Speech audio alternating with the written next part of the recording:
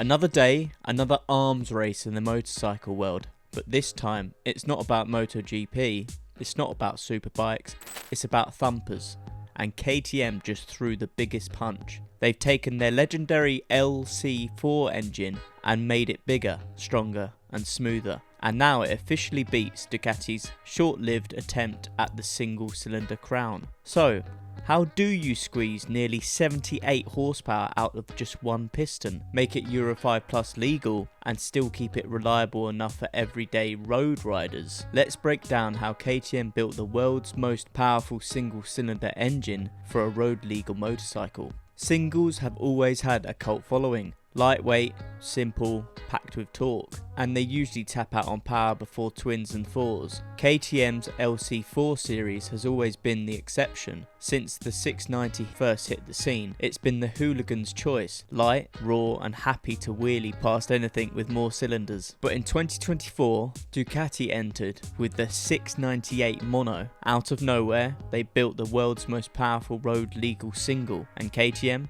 they weren't having it. Fast forward to today, KTM's new LC4 displaces 692cc, makes 77.9 horsepower and 53.9 pounds of torque. That edges out Ducati's motor by just 1.5 horses, but bragging rights are bragging rights. And it's not just about power. KTM claims a flatter torque curve, improved efficiency, and smoother long distance running. All of this will sit inside the refreshed 690 SMC R and 690 Enduro R, both starting at 10,499. That's pounds. That's actually cheaper than the Ducatis by nearly £1,000. So more power, less money. Classic KTM move. So how did they do it? KTM's product manager, Augustin Augustinoy, puts it simply, the target is to have and keep having the outright most powerful single on the market.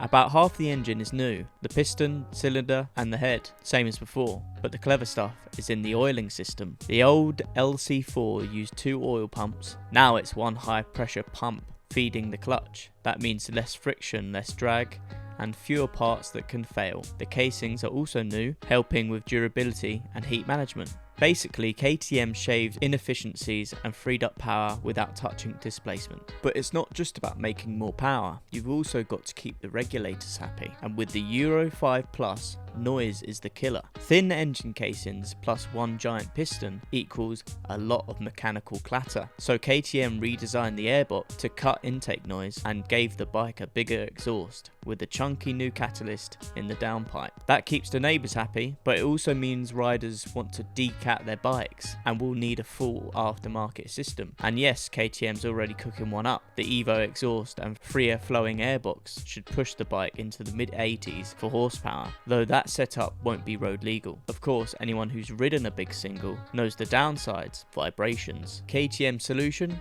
Keep the twin balancer shafts they introduced in 2019 and add more rubber mounting. The engine now sits on fresh rubber mounts and the triple clamps use rubber bushings too. It's still a thumper. It'll never feel like a 4-cylinder sewing machine, but it's smooth as ever. It's not just the engine that's new.